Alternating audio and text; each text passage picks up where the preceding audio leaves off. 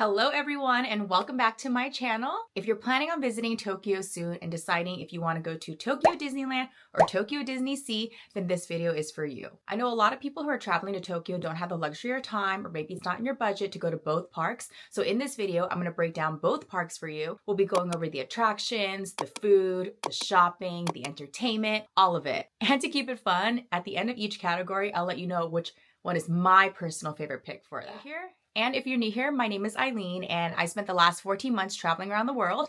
I spent 6 weeks this year alone in Tokyo, and I've been to every single Disney park in the world except for Shanghai for visa reasons. And I can easily say hands down that Tokyo Disney Resort is my favorite in the world. And I've been to both parks a total of 7 times. If you want some basic information about visiting the park, I will leave my Tokyo Disneyland and Tokyo DisneySea guide and vlogs linked up here and down below in the description box. Make sure you stay until the very end to see which park I personally choose as my favorite and the one you should go to if you can only go to one park during your visit. So let's go over some general info. Ticket prices and operating hours are the same for both parks and will vary by day and time of the year. The ticket options that are currently available are single day tickets or what they call one-day passports. At the time of this video, park hopping and multi-day tickets are not available. However, they do have early evening and weeknight options where you can enter the park at 3 and 5 p.m. at a reduced price. If you are taking the train, Disneyland is walking distance from the JR Mahaima train station, and to get to DisneySea, you'll have to take a short train ride on the Disney Resort line, which will require an additional ticket. Okay, let's go over the theming of each of the parks, and let's start with DisneySea. So DisneySea is the only Disney park that is themed to the myths and legends of the sea, and it has 7 themed ports.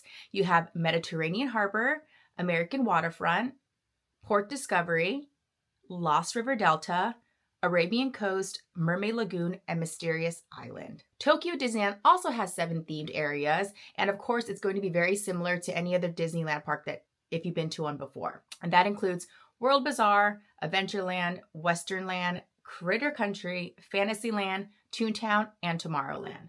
So based on theming alone, hands down for me, it's going to be DisneySea. Of course, it's the only one of its kind in the world, and I'm still amazed at the park every single time I go, even though I've been over 4 times. It's like taking a trip around the world with stops in the US, the Mediterranean, the Arabian coast, and even under the sea. I mean, come on. I'm from America, and even I'm impressed with the American waterfront area. Okay, let's now go over attractions. So starting with DisneySea, DisneySea has a couple unique rides that you will only find in that park.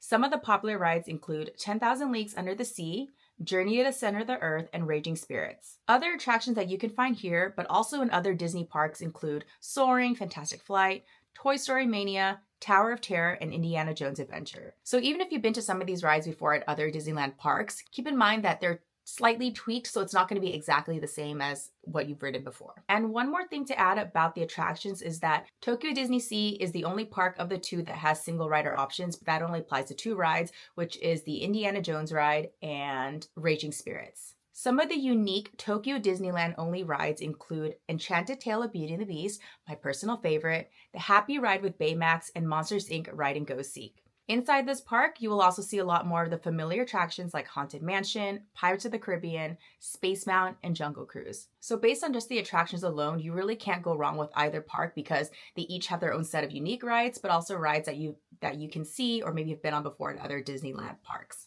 A common question I get is, which park is better for kids? And I have to say that even if you're traveling with kids, you'll find plenty of attractions in both parks for kids. But if you're looking for more thrill rides or if you're just going with a group of adults, then DisneySea will have more thrill options. So for my pick for this category of rides, it's going to be Disneyland. Reason being is that it has the Enchanted Tale of Beauty and the Beast ride, which after I rode it for the first time, I was nearly in tears. The best ride that I've been on in so long. I'm emotional. Okay, now let's talk about my personal favorite part of going to any Disney park, and that's going to be the food. In my opinion, no other Disney park in the world does food like Tokyo DisneySea. When it comes to character food and unique food concepts, Tokyo Disney takes the cake. While presentation is important, the quality and the taste is always top notch.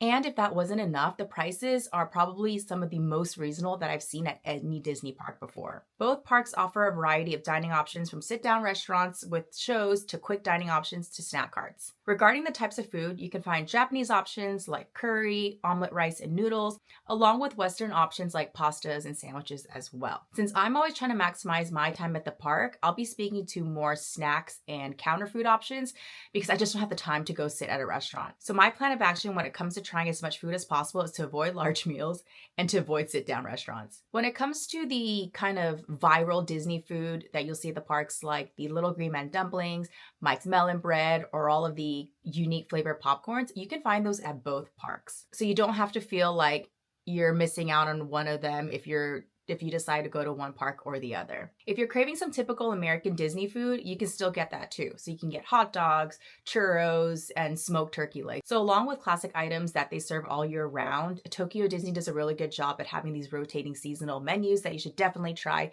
if you're visiting either one of the parks. So regarding food, my pick, overall, while there are a lot of food that does overlap between Disneyland and DisneySea, I prefer the food at DisneySea, mainly because they have my all-time favorite dish, which is creamy spaghetti from Zambini Brothers, the gyoza dog, and a sushi roll. I do want to make an honorable mention to the Baymax curry plate and Mickey egg yolk found at the Center Street Cafe House and Hungry Bear restaurant in Disneyland. Okay, let's talk about the parades and shows. So there are many opportunities in both parks to enjoy the parades and shows. From my experience, it's really impossible to try to see every single show. So what I suggest is that prior to your visit, check out what time the shows are, which show you want to see, and then plan your day accordingly. Each park will have a variety of performances, most where you currently will need an entry request or reservation to attend.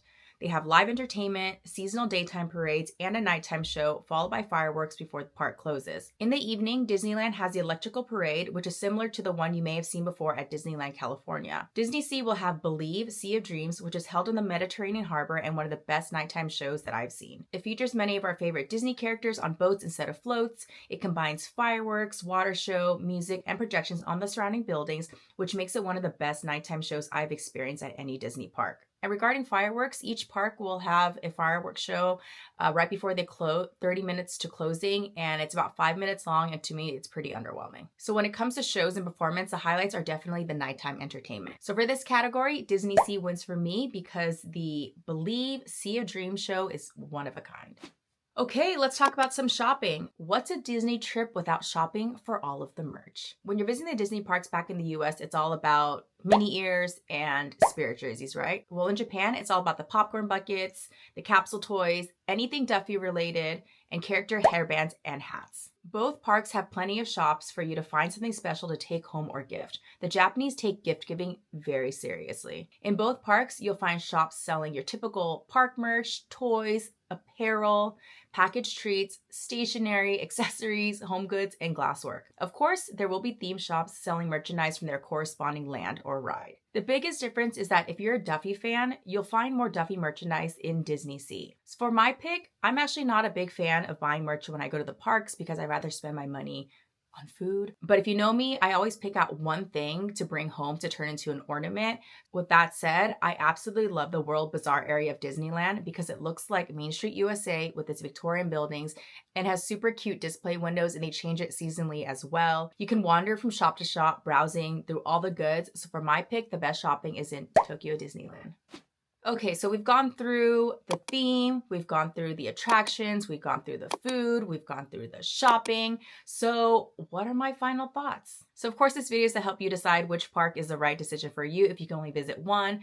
My pick and my recommendation is going to be DisneySea. So you won't be able to experience DisneySea in any other part of the world. And like I mentioned before, the entertainment and the food, in my opinion, tops Tokyo Disneyland. And most importantly, whether you're going with kids or you're going with a group of adults, you'll find something for everyone at the park. So I know the point of this video is to compare both Disney parks with each other. I do want to make a note that the level of service provided in these parks is equal or even better to the service that you find at the Disney parks back home, which you know are like top notch. And even the guests in these parks are better behaved as well. And I can't say that about every park that I've been to, but then again, everything that I'm explaining kind of summarizes how Japan is from my experience as a tourist.